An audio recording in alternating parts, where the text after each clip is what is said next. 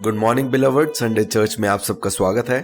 जो हमें ऑनलाइन सुन रहे हैं वो हमें लिख सकते हैं फेसबुक में, हमारा हैंडल है @beloved_sons_of_God। आप हमें लिख सकते हैं और हम आपको हमारी जो सभा, हमारे मिलने की जगह है, हम आपको बताएंगे। और अगर आप यूट्यूब में हमें सुन रहे हैं, इस वीडियो के नीचे आपको एक लिंक मिलेगा, जिस लिंक में एक PDF फाइल है जिसमें आज सारे वचन जो हम पढ़ने वाले हैं वो वचन आपको मिलेंगे। और पिछले हफ्ते हमने सीखा, जैसे हम एक टॉपिक पर अध्ययन कर रहे थे जो था धार्मिकता के बारे में, कि मेरे और आपके पास उसकी धार्मिकता है जो हमारे लिए काम करती है, और वो सारी वस्तुएं हमें मिलती हैं उसकी धार्मिकता की खोज के द्वारा। धार्मिकता शब्द का जो अर्थ है वो क्या है, क्या मतलब है जब परमेश्वर पिता कहते हैं कि आप धर्मी हैं? उसका अर्थ यही है कि हम परमेश्वर के सामने सही हैं। क्या अर्थ है इस बात का? परमेश्वर के सामने सही या धर्मी का जो अर्थ है वो क्या है कि क्या आप फिर दोषी ठहरे? नहीं, आपको निर्दोष ठहरा दिया गया। जो काम यीशु मसीह ने करे उसके द्वारा मैं और आप निर्दोष ठहरे। तो हम फिर से 2 वचन से हम लोग शुरू करेंगे। जैसे कि आपको मालूम है कि पिछले हफ्ते भी हमने जो धार्मिकता की जो सीरीज है वो शुरुआत करी थी हमने 2 वचनों के द्वारा।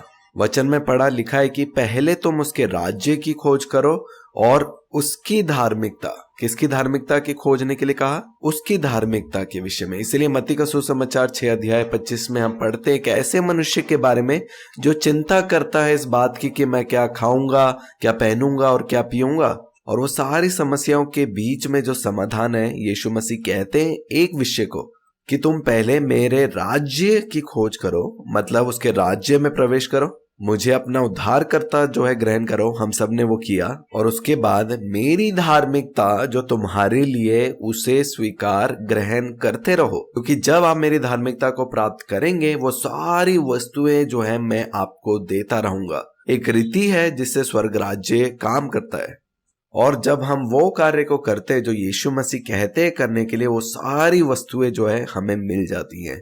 और इसी रीति से मैंने दूसरा वचन भी पढ़ा था, रोमियो की पत्री उसका 5 अध्याय 17 में लिखा है, क्योंकि जब एक मनुष्य के अपराध के कारण मृत्यु ने उस एक ही के द्वारा राज्य किया, आदम के द्वारा, तो जो लोग अनुग्रह और धार्मिकता रूपी वरदान बहुतायत से पाते हैं वे एक मनुष्य के अर्थात यीशु मसीह के द्वारा अवश्य ही अनंत जीवन में राज्य करेंगे उस मृत्यु के ऊपर। आपको मालूम है उसकी धार्मिकता है हमारे लिए जो ग्रहण करने के लिए हमारे लिए रखी गई है। और बहुत से लोग हैं जो उसकी धार्मिकता को ग्रहण नहीं करते, और ये अफसोस की बात है कि वे रह जाते हैं उस मृत्यु के ऊपर प्रभुता करने की से। इसलिए पवित्र आत्मा का कार्य है कि वो हमें याद दिलाते हैं कि अब हम इस मृत्यु के क्षेत्र से नहीं है, लेकिन हमें वो बाहर निकालते हैं उस मृत्यु के क्षेत्र से, उस पाप के क्षेत्र से जीवन के क्षेत्र में लेके जाते हैं। और हर एक बीज जो हमारे प्राणों में बोए गए हैं, अगर वो संसार के हैं या फिर वो एक दोष का विवेक हमारे अंदर लेके आते हैं, तो उस विवेक को वो यीशु मसीह के लहू के द्वारा शुद्ध करते हैं और धार्मिकता का विवेक हमारे अंदर उत्पन्न करते हैं। इसलिए जरूरी है कि हम ऐसे कलीसिया के सहभागी हो जहाँ पे जीवन के वृक्ष के बारे में वो सिखाते हैं, ना कि भले बुरे के ज्ञान के वृक्ष से। इसलिए बहुत जरूरी है कि हम अपनी सही पहचान में बने रहे कि अब हम पाप और मृत्यु के क्षेत्र से निकालकर हमें उसने अपने प्रिय पुत्र के क्षेत्र में प्रवेश कराया है। और आज हम जो है दूसरी जो पार्ट है जो हमने सीरीज शुरू करी थी पिछले हफ्ते, उसके सहीपन में पवित्रता, उसका हम दूसरा भाग करेंगे। जो पवित्रता का जो शब्द का अर्थ है वो है अलग किए हुए, अलग करना अपने आप को, हर एक वो जो अपवित्र चीजें हैं जो परमेश्वर पिता की ओर से नहीं है उसमें से उसको अलग करना हम में से। यहाँ पे आप देख सकते हैं कि यहाँ पे बोर्ड रखा है और मैं कुछ चित्र बनाऊंगी जिससे ये समझना जो है और भी सरल हो जाएगा। तो क्या आप संसार में हैं और आप संसार के नहीं हैं? कल्पना करिए ये जो है वो संसार है। परमेश्वर पिता ने हमें इस संसार से निकाल कर अब हमें दूसरे संसार में जो यीशु मसीह में है वहां पे हमें रखा है। तो हम इस संसार में हैं पर हम इस संसार के नहीं हैं। तो क्या हुआ जब हमारा नया जन्म हुआ, आत्मा में नया जन्म प्राप्त किया, लेकिन बहुत सी पहचान अभी भी हमारी संसार से जुड़ी हो सकती है। और पवित्रता यही है कि वो हमें संसार से निकालकर और अधिक हमारी पहचान यीशु मसीह में दृढ़ कर रहे हैं। वहीं पे जो है सारे जो वादे हैं हाँ और आमीन है मेरे और आपके लिए, और यही है जो अलगताई या पवित्रताई है। और वो अलगताई उन सोचों से है जो संसार की सोच है, उसे अलग करके हमें एकता की सोच में पवित्र आत्मा स्थिर करता है जो यीशु मसीह में है। और जितना हम इस सत्य में हम लोग जाग रहे हैं वो सारी वस्तुएं हमें मिल जाती हैं। इससे पहले आज हम वचनों में जाएंगे, मैं आप सबके साथ जो है 2 गवाहियों को बांटना चाहती हूँ। आपको पता है यीशु मसीह ने कहा कि मैं अपनी खुद की गवाही नहीं, लेकिन पिता है जो मेरे विषय में गवाही देते हैं। और यीशु मसीह ये भी कहते कि अगर मैं अपनी गवाही दूं तो वो सच्ची ठहरती है। लेकिन ये बहुत अद्भुत बात है कि वो कहते कि पिता है जो मेरे लिए गवाही देते हैं। इस हफ्ते जो है मेरे कज़न जो हैं उनको एक सपना आता है और वो जो है मुझे उस सपने के बारे में बताते हैं। उस सपने में उनको एक आवाज़ आती है, एक वचन जो उन्होंने पहले कभी भी नहीं पढ़ा, और वो आवाज़ थी कि पहले उसके राज्य और उसकी धार्मिकता की खोज करो तो ये सारी वस्तुएं जो है तुम्हें मिल जाएंगी। और उसी समय जो है मैं कलीसिया में धार्मिकता के विषय में बता रही थी और मैंने उनको चर्च में बुलाया और वो पिछले कुछ समय से हमारे साथ जुड़ रहे, शायद आपने कलीसिया में उनको देखा होगा। और मैंने उनको बताया कि क्या आपको मालूम है कि आपकी सारी समस्या का जो हल है, उसका जो मार्ग है वो पिता ने पहले से ठहराया है और वो उसकी धार्मिकता पे तय है। और जब ये सत्य उनके सपने में परमेश्वर पिता की ओर से पहुंचा, वो वचन उनके अंदर जीवित हो गया और वो ढूंढने लगे कि इस वचन का क्या अर्थ है। और वो बहुत उत्साहित हुई जब वो कलीसिया में आई और मैंने उनको सिर्फ एक बात में, और मैंने केवल उनको एक बात में दृढ़ किया कि पिता सच में चाहते हैं कि वो आपको जगाए इस सत्य में कि आप कितने योग्य हैं। उस लहू के द्वारा जो उनके प्रिय पुत्र का है, उसने आपको योग्य बनाया है। और जो दूसरी गवाही है वो उस जन के है जो आज हमारे बीच में आए हैं। मेरे कज़न आज नहीं आ पाए और सच में ये अद्भुत है कि जब पिता जो है अपने पुत्र के विषय में गवाही देते हैं। और मैं बुलाना चाहती हूँ गोकू मासी को, वो जो सपना इनको मिला था पवित्र आत्मा की ओर से वो आके बांटेंगे। मैंने इसी 15 तारीख को एक सपना देखा था जिसमें मैंने देखा कि पिता ने मुझे एक ऐसा वस्त्र पहनाया जिसमें उन्होंने कहा कि मेरी धार्मिकता है, मेरे धार्मिकता के वस्त्र है जो मैंने तुम्हें दिए हैं, जो तुम्हें धर्मी ठहराते हैं।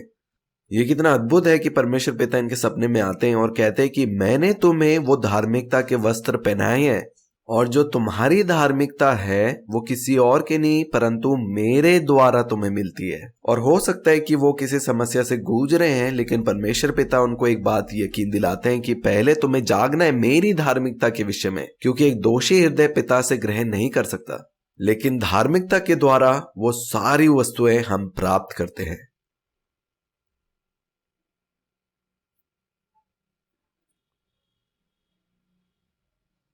और मैं भी जो हूँ अपनी गवाही देना चाहती हूँ जो सपना मैंने देखा है, और ये मैं पहले बांट चुकी हूँ, लेकिन ये सब उन नए पुत्रों के लिए जो सुन रहे हैं उनको उत्साहित करने के लिए है। आपको मालूम है मेरे लिए जो एक असिस्टेंट जो है काम कर रही थी, और आपको मालूम है कि हर एक जन जो हमारे मार्ग में आते हैं वो एक खोए हुए पुत्र हैं, और आपके जो शब्द है वो उनके लिए आत्मा और जीवन कार्य करते हैं। इसीलिए जब आप यीशु मसीह में उनको बुलाते हैं वो वापस से घर लौट आते हैं। और मेरे जो असिस्टेंट थे, मैंने उनको यीशु मसीह के बारे में नहीं बताया था, लेकिन मेरे सपन में एक दूसरे पुत्र आए और वो कहते कि आपने संयुक्ता को यीशु मसीह के बारे में अभी तक क्यों नहीं बताया। और मैं संयुक्ता को जो है बाहर डिनर के लिए लेके गई और मैंने उनको यीशु मसीह को बताया, और उन्होंने मुझे बोला कि मैम मैं कल ही जो हूँ रो रो के मैं प्रार्थना कर रही थी कि अगर कोई सच्चा परमेश्वर पिता है तो मुझे बताइए। और उसके बाद वो यीशु मसीह को ग्रहण करते अपने जीवन में और अद्भुत गवाही उनके जीवन में उत्पन्न होती है, और फिर वो कहीं और काम करने चले जाते हैं। और 6 महीने बाद मैं दोबारा उनसे मिलती हूँ और वो मुझे कहते हैं कि मैं यीशु मसीह को देखना चाहती हूँ, मैं उनसे मिलना चाहती हूँ। और मैं उनको कहती थी, उत्साहित करते थे कि आप पहले सोने जाइए, क्योंकि वो सोते भी नहीं थे ठीक से। और जब मैं 6 महीने बाद उनसे मिलती हूँ वो कहते हैं कि मैम यीशु मसीह मेरे सपने में है और उन्होंने कहा मुझे वाइट पहनने के लिए, और मैं तब से वाइट कपड़े पहनती हूँ। मैंने कहा नहीं, उसका ये अर्थ नहीं हो सकता, आप मुझे बताइए क्या उन्होंने आपको कहा। मैंने सपने में देखा मैम मैं अपने ऑफिस में बैठी हूँ ऐसे अपने सर पे हाथ रखे और मैं चिंता में हूँ, और मेरे सामने मैंने यीशु मसीह को देखा और यीशु मसीह मेरे सामने बैठे थे और वो मेरी तरफ देख रहे थे और उनका हाथ भी ऐसे रखा हुआ था, और वो मेरी तरफ देखकर मुझे पूछने लगे, संयुक्ता तुम मुझे अपनी सारी समस्या जो है मुझे बताओ। और फिर यीशु मसीह मुझे कहते हैं कि संयुक्ता आप बहुत चिंता करते हैं अपने जीवन के हर एक बातों के बारे में, आप बहुत चिंता कर रहे हैं, और मैं चाहता हूं कि हर एक बात के लिए आप सिर्फ एक कार्य कीजिए जो चिंताएं आप करते हैं उसके लिए, कि जैसे मैंने सफेद पहने हैं आप भी सफेद पहनना शुरू करें। और संयुक्ता को लगता है कि शायद सच में वो सफेद कपड़ों के बारे में बोल रहे थे, तो सारी जो अलमारी में कपड़े हैं वो सब सफेद कपड़े जमा करना शुरू करते हैं। मैंने उनको कहा कि यीशु मसीह ऐसे नहीं कह रहे, वो कह रहे हैं कि जाग जाओ आप धार्मिकता के विवेक के बारे में, कि वो चाहते हैं आपकी सारी समस्याओं को हल करना, लेकिन वो कर सकते हैं उसकी धार्मिकता के द्वारा। और मैंने उनको उत्साहित करा इस प्रचार को सुनने के लिए। और ये बहुत अद्भुत है कि हर बारी कोई लोग जो समस्याओं को लेकर परमेश्वर पिता के पास जाते हैं, उसका समाधान है इस बात में जागना कि उसने हमें कितना योग्य बनाया है। क्योंकि अगर हमारे पास पापी विवेक है तो परमेश्वर पिता हमारी मदद नहीं कर सकते, क्योंकि लिखा है कि बिना पवित्रताई के आप परमेश्वर को देख भी नहीं सकते। इसलिए मूसा को छुपना पड़ा परमेश्वर से, क्योंकि वो उस समय पापी था। और जितना आप धार्मिकता के विवेक में जागते हैं, आप उनसे ग्रहण करने के लिए तैयार होते हैं और देखते हैं कि जैसे वो है वैसे ही आप हैं। क्योंकि अब आप इस बात में जाग रहे हो कि ये आपकी धार्मिकता नहीं है, लेकिन उसने आपको धर्मी ठहराया है अपने पुत्र के लहू के द्वारा। और जब आप इस सोच में जागते हैं तब आप परमेश्वर को भी देखना शुरू करते हैं। और ये आत्मिक सत्य है जिसके बारे में हम बात करते हैं। और जब हम उसकी पवित्रता को पहनते हैं तब हम परमेश्वर को भी देख सकते हैं। और यीशु मसीह क्या कह रहे थे? वो कह रहे थे कि मैं आप सबकी मदद करना चाहता हूं, लेकिन ये जो सारी विरासत है मैं आपको दे सकता हूं जब आप जागेंगे उस धार्मिकता के विषय में जो मैंने आपको दी है। और धार्मिकता का जो सही अर्थ यही है कि अब वो हमारे कामों पे आधारित नहीं है, वो प्राप्त होती है यीशु मसीह के लहू के द्वारा, जिसने हमें धर्मी ठहराया और अपना प्रिय पुत्र कह के जाना है कि चाहे मुझे ठोस भी लगे मैं योग्य हूं पिता से प्राप्त करने के लिए, क्योंकि यीशु मसीह ने मेरे बदले वो सब काम पूरे किए। मैं क्यों बार बार लहू के संतान बोलती हूँ? क्योंकि सरल है यह समझना, क्योंकि एक जो संतान है वो सारी विरासत पिता से प्राप्त करता है, क्योंकि वह उसकी लहू की संतान है। जिगर जो है अपनी बच्ची कायरा को सब कुछ देंगे, क्यों? क्योंकि वो उनकी है, उनके लहू की संतान। और वैसे ही मैं और आप वो सारी वस्तुएं पिता से पाएंगे लहू के द्वारा। इसलिए हम अपनी विरासत के पीछे नहीं भागते, लेकिन उस लहू की सामर्थ पर हम विश्राम करते हैं। और जितना अधिक हम उस धार्मिकता के विवेक में जागेंगे, उतना ही अधिक हम धर्मीपन में इस संसार में चलेंगे। लोग अभी भी जो है गलत मार्ग में चलते हैं, क्योंकि उनको अपनी पहचान के बारे में वो स्पष्टीकरण नहीं है। क्योंकि अगर आप एक पापी के मन से सोचते हैं तो आप पापी के मन की तरह कार्य भी करेंगे, लेकिन अगर आप जाग जाएंगे पुत्र के मन में तो आप उस पुत्र की तरह चलेंगे भी। फिर आइए हम वचनों में से पढ़ेंगे। आज हम शुरुआत करेंगे इब्रानियों की पत्री, उसका 12 अध्याय और 5 वचन से हम लोग पढ़ेंगे। यहाँ पे लिखा है, और तुम उस उपदेश को जो तुमको पुत्रों के समान दिया जाता है भूल गए हो। हे मेरे पुत्र, प्रभु की ताड़ना को हल्की बात ना जान, और जब वह तुझे घड़के तो साहस ना छोड़, क्योंकि प्रभु जिससे प्रेम करता है उसी की ताड़ना भी करता है। ये जो शब्द है ताड़ना, इसका जो असली जो मूल शब्द है वो है चैस्टन या पाइदियो। उसका जो अर्थ है वो है सख्त प्रशिक्षण के साथ विकासधीन बच्चा। इसका अर्थ है हमारे जीवन के मार्ग में जो भी परीक्षाएं आती हैं वो इसलिए आती हैं कि उस क्षेत्र में अभी तक हम जागे नहीं हैं कि हम पुत्र हैं, और उसी क्षेत्र में जो है हमारी परीक्षा भी होती है। पिछली बार हमने उदाहरण से सीखा था कि कैसे जब यीशु मसीह तूफान के बीच में थे, यीशु मसीह उस तूफानों के बीच में आराम से सो रहे थे, लेकिन चेले जो है वो घबराए हुए थे, क्योंकि वो उन्होंने हमेशा जो है संसार की पहचान में जीवन बिताया है। लेकिन यीशु मसीह हैं जो तूफानों के बीच में भी आराम से जो विश्राम करते हैं, और उन्होंने अभी तक यीशु मसीह को मसीहा की तरह नहीं देखा, इसीलिए चेलों के लिए एक परीक्षा थी। लेकिन वो जो तूफान था वो यीशु मसीह के लिए कोई परीक्षा नहीं थी। क्यों? कि जो तूफान है वो भी एक सृष्टि है। यीशु मसीह है जो सृष्टि करता है। सृष्टि जो है हमेशा सृष्टिकर्ता की सेवा करेगी, और इसीलिए उनके चेलों ने उनको जाकर जगाया और उन्हें कहा कि क्या आपको हमारी चिंता नहीं है? लेकिन यीशु मसीह भी चाहते थे कि उस तूफान के बीच में वो भी वही जगह ले जो यीशु मसीह थे, वो विश्राम में बना रहना। और हो सकता है कि अगली बार जब वो नाव में गए और अगला तूफान उनके सामने आया, और अगले तूफान में शायद वो विश्राम से सो पाए, क्योंकि हमेशा पहली बारी में जो है घबराहट होती है। लेकिन क्या उसको समय बाद वो चेले जो हैं फिर दोबारा घबराएंगे उस तूफानों से? जब वो जाग जाएंगे अपने पुत्र की पहचान में, तब हो सकता है कि वो विश्राम से सो जाए। लेकिन हो सकता है कि और जो नए पुत्र उनके साथ नाव में हैं, शायद वो ना सो पाए, क्योंकि अभी तक उनको अभ्यास नहीं है। इसीलिए जब लोग अपनी परेशानी मेरे पास लेके आते हैं, मेरा कार्य यही है कि उनको जगाना कि उस तूफान के बीच में आपकी पहचान क्या है। क्योंकि जो बाहर की परिस्थिति है उससे फर्क नहीं पड़ता, लेकिन वो आपके पुत्र है जिसको एक स्थिरता में, विश्राम में आना है। और जब आप इस बात में जाग जाएंगे, तब आपको मालूम होगा कि ये तूफान भी जो है आपका कुछ नहीं बिगाड़ सकता, क्योंकि इसे आपके ऊपर कोई सामर्थ नहीं देगी। मैं, आपको पता है, कोविड के लिए प्रार्थना नहीं करती कि वो मुझे ना छुए, क्योंकि मुझे मालूम है कि मैं उससे बढ़कर हूं। पुनरुत्थान जीवन है जो मेरा स्वभाव है। और जितना अधिक मैं इस बात में जागती हूँ, फिर मुझे कहने की भी जरूरत नहीं है, क्योंकि वो जानकारी है जिसमें मैं चलती हूँ। इसलिए जो शेर भी है रोज सुबह उठकर ये नहीं बोलता कि मैं शेर हूं, मैं शेर हूं। शायद उसे बोलने की जरूरत हो अगर वो बहुत समय लकड़बग्गों के बीच में रहा है, लेकिन कुछ समय बाद वो विश्राम करेगा, ये जानकर कि वो अलग है। मैं और आप इस संसार में हैं, पर हम इस संसार के नहीं हैं। यीशु मसीह भी रोज सुबह उठकर ये बात का अंगीकार नहीं करते थे कि मैं परमेश्वर का पुत्र हूं, मैं परमेश्वर का पुत्र हूं। उन्हें मालूम था कि वे परमेश्वर के पुत्र हैं। लेकिन मैं क्यों आप लोगों को अंगीकार करने के लिए बोलती हूँ? क्योंकि हम इस संसार में हैं और दूसरे लोगों का प्रभाव जो है हमें पड़ता है, और हम अपने आप को भी दूसरे मनुष्य की तरह देखने शुरू करते हैं। और निरंतर जो है हम अपने आप को पवित्र करते हैं, अपने आप को अलग करते हैं उनसे, और जानते हैं कि हमारा जो उत्पत्ति है वो अब अलग है। हम लोग स्वर्ग से जन्मे गए हैं, और कुछ समय बाद जो असाधारण भी है वो आपके लिए साधारण बनता जाएगा। और परमेश्वर पिता चाहते हैं कि एक काम हम करें कि अपने आप को पवित्र अलगताई में हम लेकर चलें। यूहन्ना की पुस्तक में हमने पढ़ा कि कैसे यीशु मसीह ने कहा कि अपने सत्य के द्वारा मैं उन्हें पवित्र करूंगा, तेरा वचन है जो सत्य है। तो आप अपने आप को अलग कैसे करते हैं या पवित्र कैसे करते हैं? क्योंकि संसार में जो है एक नियम है जिसमें जो है पाप है, जिसका जो दंड है वो मृत्यु है। वो पाप और मृत्यु की व्यवस्था संसार में प्रभावित करती है। आप लोग समझेंगे इस प्रकाशन को क्योंकि आपके अंदर जीवित हो रहा है।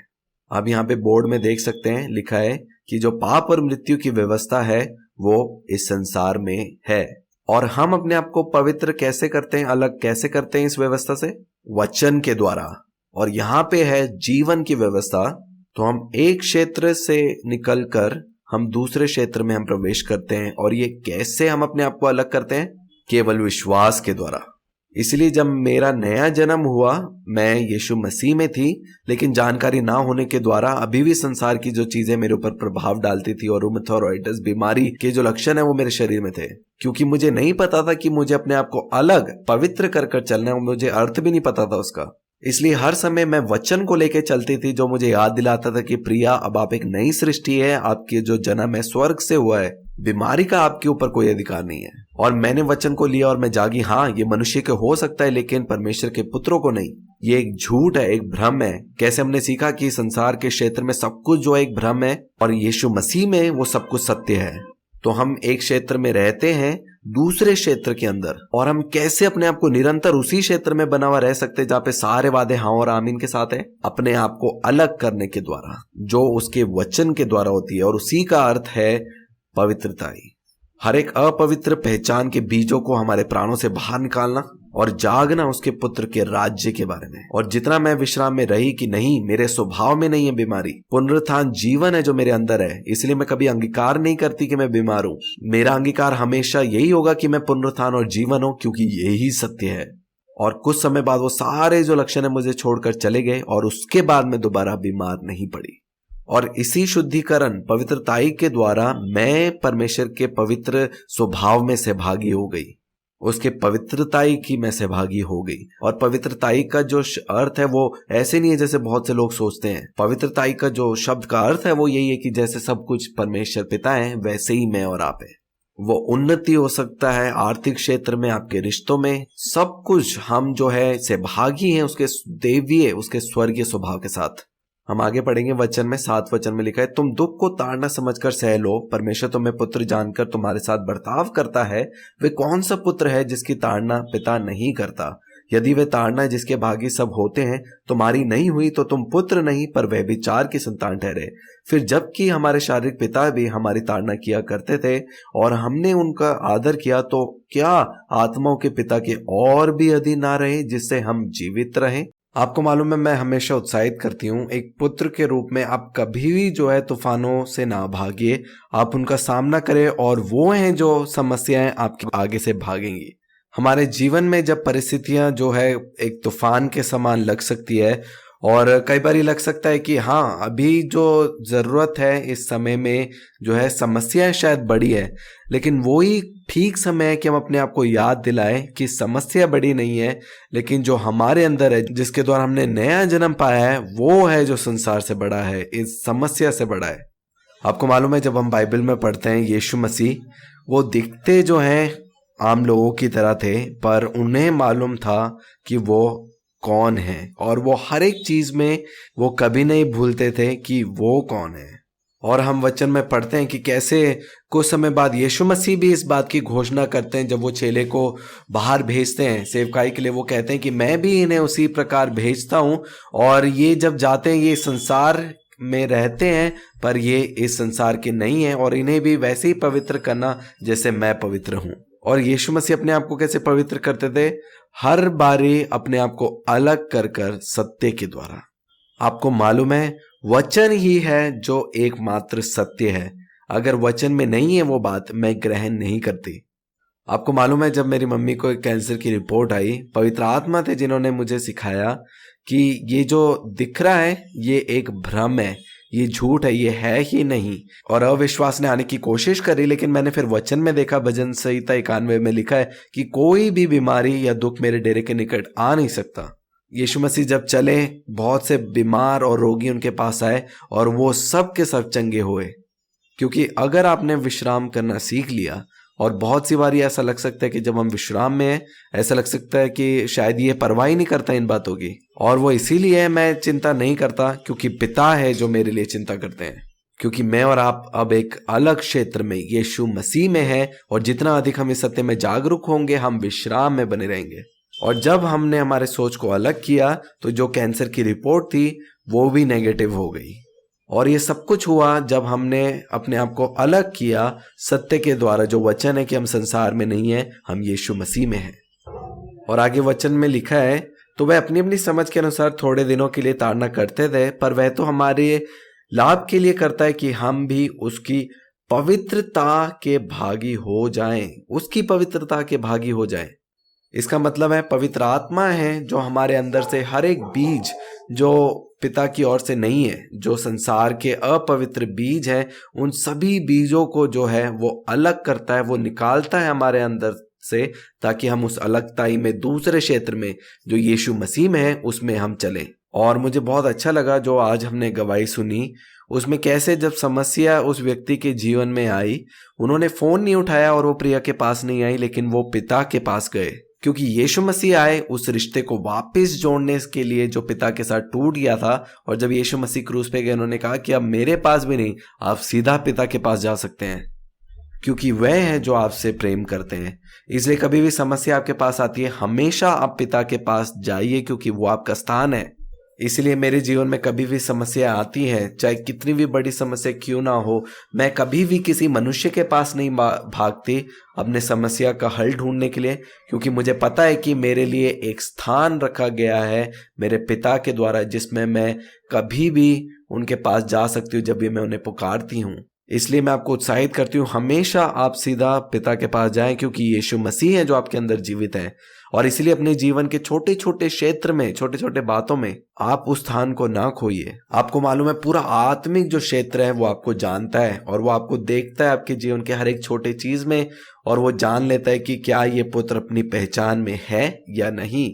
और एक और सपना जो मैंने देखा था, मैं आपके साथ बांटना चाहती हूँ, क्योंकि जितने भी दर्शन जो हैं मुझे पिता की ओर से मिले हैं, वो सच में हर एक दर्शन जो था वो खास था, और पिता मुझे कुछ सिखाने की कोशिश कर रहे थे। मुझे याद है जब फेसबुक नया नया आया था और मैं उनसे पूछ रही थी, और मैं यीशु मसीह का इंटरव्यू ले रही थी, और वहाँ पे मैंने देखा कि वो बहुत से बच्चों को गोद ले रहे हैं।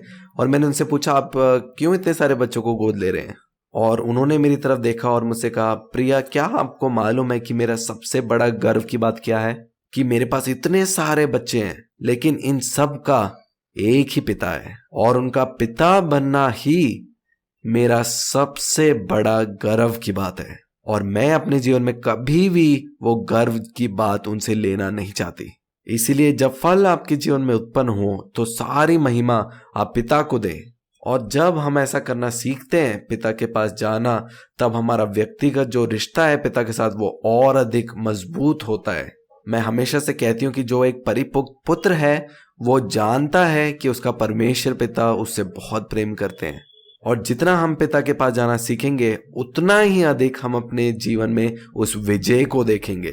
इसलिए कल को अगर गोलियात भी हमारे सामने खड़ा हो जाए, क्योंकि वो दाऊद के लिए नहीं इजराइल के लिए आया था, लेकिन उस चुनौती में दाऊद ने वहां पर जाकर जो उसका व्यक्तिगत रिश्ता ये पिता के साथ मजबूत था, उस रिश्ते में मजबूती से उस गोलियात को भी हरा दिया। और इसी तरह हमारे रिश्ता मजबूत होने के द्वारा हम और दूसरे लोगों के लिए भी उद्धार का कारण बन सकेंगे। आगे हम पढ़ेंगे, लिखा है, वर्तमान में हर प्रकार की ताड़ना आनंद की नहीं पर शोक की बात दिखाई पड़ती है, तो भी उसको सहते सहते पक्के हो गए हैं, बाद में उन्हें चैन के साथ धार्मिकता का फल प्राप्त होता है। तो क्यों परीक्षा हमारे जीवन में आती है? क्योंकि उस क्षेत्र में हम अपने आप को नहीं देखते यीशु मसीह में पिता की धार्मिकता के रूप में, और जितना हम पवित्र आत्मा को अनुमति देते हैं हमारे जीवन में कार्य करने के लिए, उन परीक्षाओं के बीच में विश्वास करते हैं उस वचन में जो मेरे और आपके विषय में पिता ने कहे हैं। जब हम अपने आप को अलग करते हैं सत्य के द्वारा जो वचन है, और जितना अधिक हम दो मन के साथ नहीं एक मन के साथ एक सोच के साथ आते हैं जो हमारे पहचान के विषय में कि हम स्वर्ग जात हैं, तो क्या होता है? वो धार्मिकता का प्रतिफल उत्पन्न होता है जो उसकी धार्मिकता के द्वारा है, और चाहे कुछ भी समस्या क्यों ना हो हम उस पर जयवंत होते हैं। आगे हम पढ़ेंगे, यशाया 32 उसका 17 वचन लिखा है, और धार्मिकता का फल शांति और उसका परिणाम सदा का चैन और निश्चिंता रहना होगा। आपको मालूम है हर एक परीक्षा में जब आप जयवंत होते हैं आपके अंदर उत्पन्न होता है क्या? शांति और सदा का चैन और निश्चिंता। हम आगे पढ़ेंगे, इब्रानियों की पत्री 12 अध्याय 12 वचन यहाँ पे लिखा है, इसलिए ढीले हाथों और निर्बल घुटनों के सीधे करो और अपने पांव के लिए सीधे मार्ग बनाओ कि लंगड़ा भटक ना जाए और भला चंगा हो जाए। आपको मालूम है हमारे जीवन में परीक्षा आती है, उसका जो कारण है वो क्या है कि ऐसी कोई चीज है, परिस्थिति है या विचार है जो शायद एक लंगड़ापन को दिखाती है, और वो इसीलिए है कि हम उस परीक्षा के वजह से जो है हम भले चंगे हो जाएं उस क्षेत्र में। आपको मालूम है ये बात हमने पिछले हफ्ते भी मैंने आपको बताई थी और मैं दोबारा से आपको याद दिला रही हूँ कि जो ताड़ना या परीक्षा है उसका अर्थ है उसके वचन के द्वारा सहीपन। परमेश्वर पिता कभी भी आपकी परीक्षा नहीं लेगा किसी बीमारी के द्वारा या किसी एक्सीडेंट के द्वारा या किसी भी बुरी वस्तुओं के द्वारा। हर एक चीज जिसके लिए यीशु मसीह क्रूस पे चढ़े वो उन चीजों को इस्तेमाल नहीं करेंगे आपको सिखाने के लिए। और जो कारण जो है हमारे जीवन में चीजें आती हैं वो इसीलिए क्योंकि हम अपने आप को अलगताई में नहीं चलाते, और जितना हम अपनी पहचान के विषय में हम वचन को सुनते हैं हम उस पवित्रताई में, उस अलगताई में हम लोग आ जाते हैं।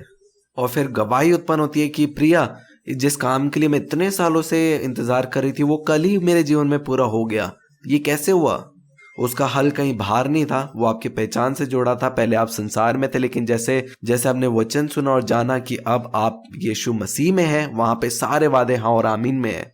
हम लोग आगे वचनों में से पढ़ेंगे, यूहन्ना का सुसमाचार उसका 15 अध्याय में हम पढ़ेंगे जहाँ पे सच्ची दाखलता के विषय में यीशु मसीह कहते हैं, और हर एक चीजें जो है आपके जीवन में हिलना जरूरी है ताकि हर एक चीज जो परमेश्वर की ओर से नहीं है वो सब निकल जाए। यहाँ पे वचन में लिखा है, सच्ची दाखलता मैं हूं और मेरा पिता किसान है। यहाँ पे आप देख सकते हैं बोर्ड में यीशु मसीह कहते हैं कि मैं दाखलता हूं और तुम डालियां हो और मेरा पिता जो है वो किसान है। मैं दाखलता हूं और मेरा पिता जो है वो किसान है। जो डाली मुझ में है और वह नहीं फलती, और आगे लिखा है, जो डाली मुझ में है और नहीं फलती उसे वह काट डालता है, और जो फलती है उसे वह छाड़ता है ताकि और फले। जो छाटना शब्द है ये ग्रीक में आपको मालूम है क्या अर्थ है? मैंने उसको ढूंढा और वो शब्द मुझे मिला कथाइरो। कथाइरो, और उसका जो शब्द का अर्थ है वो है शुद्ध करना, बिना किसी मिलावट के वापस से सही करना। मतलब बिना किसी मिलावट के। इसका मतलब जो हमारी छटनी है वो उस क्षेत्र में होती है जहां पे मिलावट है, और पवित्र आत्मा हमें बिना मिलावट बिल्कुल शुद्ध करता है। और हर एक डालियां यहाँ पे लिखा है जो फलती हैं उसे वे छांटता है। अगर आप अपने जीवन में अगर छटनी के समय को अनुभव करते हैं तो वो इसीलिए कि फल आपके जीवन में देखे हैं, क्योंकि लिखा है जो डालियां नहीं फलती उसे वे काटता है। जिस क्षण मैं और आप यीशु मसीह में आए, मैं और आप उसके साथ जुड़ चुके हैं, और वो छटनी होती है उन क्षेत्रों में जिसमें अभी भी शायद कोई मिलावट है, जिसमें शायद हम दो मन के साथ चल रहे हैं। इसलिए जब हम पवित्र आत्मा को अनुमति देते हैं अपने जीवन में छटनी के लिए, हम एक पहचान में और अधिक चलना शुरू करते हैं। मैं क्यों बीमार पड़ रही थी? इसलिए कि मैं विश्वास करती थी कि मैं बीमार पड़ सकती हूँ, और मुझे लगता था कि शायद कोई और मेरे लिए प्रार्थना करेगा तब मैं चंगी होंगी। लेकिन मेरी आंखें खुल गई, क्योंकि जो बीमारी जिससे मैं गुजरी थी उसका कोई समाधान ही नहीं था। और मुझे अभी भी याद है, मेरे पास ज्यादा चुनाव नहीं था, लेकिन मैं इतना जानती थी कि आज के बाद मैं दो मन के साथ, दो विचार के साथ चलने वाली व्यक्ति नहीं बनूंगी।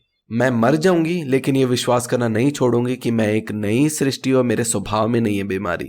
कई बार हमें लगता है कि वचन वचन वचन, पर प्रकाशन है जो पवित्र आत्मा हमारे में प्रकट करना चाहते हैं। हमने वचन में पढ़ा कि कैसे यीशु मसीह आए, वो मेरे और आपके पापों के लिए मर गए, और यीशु मसीह में मैं अब एक नई सृष्टि हूं। जो पुरानी सृष्टि है वो बीमार हो सकती थी, लेकिन नई सृष्टि बीमार नहीं हो सकती। क्या ये वचन कहीं पे लिखा है कि आप बीमार नहीं पड़ेंगे?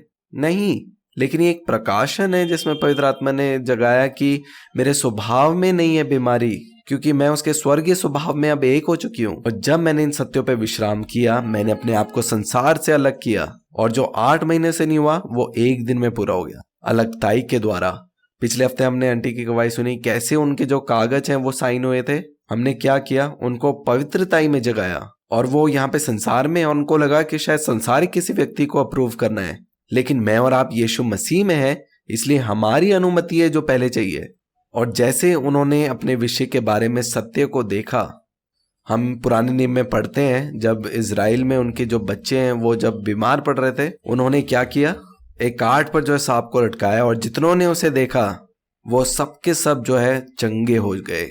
मैं और आप बदल जाते हैं विश्वास के द्वारा, और जितना अधिक हम उस वचन के तरफ हम देखते हैं और उसको देखने के द्वारा, निहारने के द्वारा हम उसके रूप में बदलते जाते हैं। और मैंने सिर्फ दिखाया उनको कि आप पूछ नहीं लेकिन सर हैं, और अगले ही दिन उनके कागजों के अप्रूवल आ गए। जो 15 दिन से काम नहीं हुआ वो 1 दिन में हो गया, और ये मुमकिन हुआ जब मैंने उनको उनकी पहचान में जगाया कि आप इस संसार में हैं बट आप यीशु मसीह में हैं। और यही कार्य जो है वचन सुनने के द्वारा होता है कि हम हर एक क्षेत्र में जागते हैं, हम अपनी असली पहचान के विषय में। यहाँ पे लिखा है जो डालियां नहीं फलती उसे वह काट डालता है, और जो फलती है उसे वह छांटता है कि वो और फल लाए। इसका मतलब हम यहाँ पे हैं यीशु मसीह में, और वो चाहता है कि हम केवल एक फल के साथ ना रहें लेकिन बहुत फल उत्पन्न हो। इसलिए परमेश्वर पिता हर एक उन झूठ को जो संसार के द्वारा बोए गए हमारे प्राणों में, उसे वो निकालता है। जो हमारे टीचर ने, हमारी मम्मी ने, हमारे दोस्तों ने जो पहचान शायद जो संसार की हमारे अंदर डाली है, और अब परमेश्वर हमें अलग कर रहा है और कह रहे हैं कि नहीं, आप जो है स्वर्ग से आए हैं। आपको मालूम है मार्वल का एक सुपर हीरो है थॉर। अगर उस थॉर को इस संसार में आकर यहाँ पे पढ़ाई करनी पड़ती, या तो सुपरमैन अगर इस संसार में आता और यहाँ पे स्कूल में दाखिला लेता, क्या जो यहाँ की पढ़ाई है उसके मतलब की बनती? वो शायद कहता कि हाँ ये ठीक है, पर ये मेरे लिए लागू नहीं करती। मैं जो दूसरे क्षेत्र से मैं आया हूँ, और वो उस क्षेत्र की किताबें पढ़ेगा। और यही पवित्रताई का अर्थ है। परमेश्वर पिता कहते हैं कि ये संसार में आपने एक पुस्तक पढ़ी, लेकिन अब मैं चाहता हूं कि आप मेरी पुस्तक जो आपके बारे में है उसे पढ़िए और जाने, क्योंकि वही सत्य है। और वो इस संसार को जो है भ्रम कहता है और छल कहता है, जिसे हम लोग सत्य कर कर जानते हैं। और जितना अधिक हम अपने पिता पे विश्वास करते हैं इस विषय के बारे में कि हमारी उत्पत्ति अब इस संसार से नहीं लेकिन स्वर्ग से है, और सुपरमैन भी जो है वो अपने पिता पे विश्वास करेगा, अपने संसारिक पिता के बारे में नहीं, क्योंकि वो अलग जात हैं। और जितना अधिक हम अपनी पहचान के बारे में जागते हैं, जो सही पहचान है, उतना ही अधिक हमें अपने सहीपन के विषय में पता लगता है। विश्वास के द्वारा वो सारी विरासत जो है हमें मिलती है। और जितना अधिक आप लोग धार्मिकता के विवेक में जागेंगे, उतनी अधिक आप गवाहियों को अपने जीवन में उत्पन्न होता हुआ देखेंगे। अब आप पापी नहीं है, आप उसके लहू की संतान है। पाप वो नहीं है जो आप कार्य करते हैं। आदम जो था, जो वो पापी था, लेकिन जिस क्षण हमने यीशु मसीह पे विश्वास किया, हमने नया जन्म प्राप्त किया उसके लहू के द्वारा। और आगे लिखा है, तुम तो उस वचन के कारण जो मैंने तुमसे कहा है शुद्ध हो। तुम मुझ में बने रहो और मैं तुम में।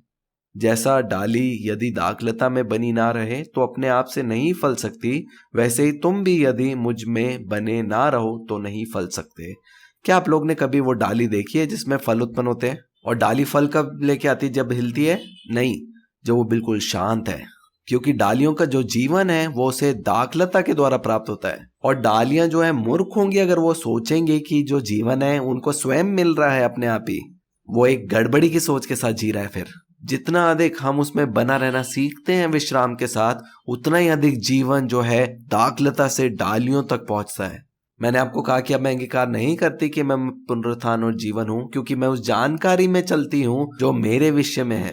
और आगे लिखा है, वैसे ही तुम भी यदि मुझ में बने ना रहो तो नहीं फल सकते। 5 वचन में लिखा है, मैं दाखलता हूं, तुम डालियां हो। जो मुझ में बना रहता है, जो शांत से रहता है और मैं उसमें, वह बहुत फल फलता है, क्योंकि मुझसे अलग होकर तुम कुछ भी नहीं कर सकते। यदि कोई मुझ में बना ना रहे तो वह डाली के समान फेंक दिया जाता है और सूख जाता है, और लोग उन्हें बटोरकर आग में झोंक देते हैं और वे जल जाती हैं। और आगे लिखा है, यदि तुम मुझ में बने रहो और मेरा वचन तुम में बना रहे। यहाँ पे क्या मतलब है? यदि तुम मुझ में बने रहो, उसके वचन जो है अपने हृदय में बना के रखे। धर्म हमें सिखाता है, सुबह में उठूंगा और मैं प्रार्थना करूंगा यीशु मसीह से कि मेरी परीक्षा, मेरी परेशानी ले लो। वापस घर आते हैं, फिर से प्रार्थना करते हैं कि यीशु मसीह, समस्या अभी भी है, समस्या को ले लो। लेकिन परमेश्वर क्या कहते हैं उस समस्या में? क्या विश्राम में बने रहो। और विश्राम जो अर्थ है वो क्या है? यहाँ पे क्या लिखा है? मेरा वचन जो है तुम में बना रहे विश्राम के साथ। हम अगर वचन पे विश्वास करते हैं और उसके साथ साथ हम संसार की बातों पे भी विश्वास करते हैं कि हाँ, मैं बीमार पड़ सकता हूँ और मैं संसार का ही हूँ, और दूसरे लोगों से पहचान लेते हैं, क्योंकि जो बने रहो का सही अर्थ यही है कि उसके वचनों को लेना और उस क्षेत्र में जो यीशु मसीह में है बना रहना। चाहे मैं मर जाऊं, लेकिन मैं इस सत्य पे हमेशा विश्वास करूंगी कि मैं पुनरुत्थान और जीवन हूं। उसके वचनों को आप अपने हृदय में घर बनाने की जगह दे। चाहे आप एक सत्य को ग्रहण करें और उसको लेके चले, क्योंकि वो भी सामर्थ्य एक बड़े घर को ढा देने के लिए। आपको मालूम है, एक गवाही आई पिछले हफ्ते, जो जन मेरे पास आए, उन्होंने गवाही दी कि बहुत समय से वो एक बीमारी से गूंज रहे थे, और जब उन्होंने प्रचार को सुना, उस वक्त आप प्रचार कर रहे थे कि आप हमेशा जो है पिता के पास जाइए। उन्होंने कहा कि मैं नहीं घबराई, जैसे आपने कहा मैं अपने स्थान में बैठी और मैं सीधा पिता के पास गई। मैंने प्रार्थना करी, वचन खोला इफिसियों, जहाँ पे लिखा है मेरे पिता और तुम्हारे पिता, और वो इस सत्य में जाग गई कि जो यीशु मसीह का पिता है वो मेरे पिता है। इसलिए अब मुझे कोई चिंता करने की जरूरत नहीं है। और अगले दिन वो डॉक्टर के पास गए, उन्होंने दोबारा से टेस्ट कराया और देखा कि वो जो बीमारी के लक्षण थे वो सब छोड़ के चले गए। लेकिन वो जयवंत कैसे हुए? उस परेशानी के समय में वो सीधा पिता के पास गए और अपने आप को उन्होंने अलग किया संसार से। संसार ने कहा कि उनके शरीर में जो है बीमारी है, रोग है, लेकिन वो अपने आप को क्या करते हैं? वो अलग करते हैं अपने आप को इस जानकारी में कि जो यीशु मसीह का परमेश्वर है वो मेरा परमेश्वर है और उनके पिता मेरे पिता हैं। इस सत्य के साथ जब वो वापस जाते हैं, वो सारी बीमारी जो है उनके शरीर को छोड़ के चली जाती है। उन्होंने अपने आप को अलग कैसे किया?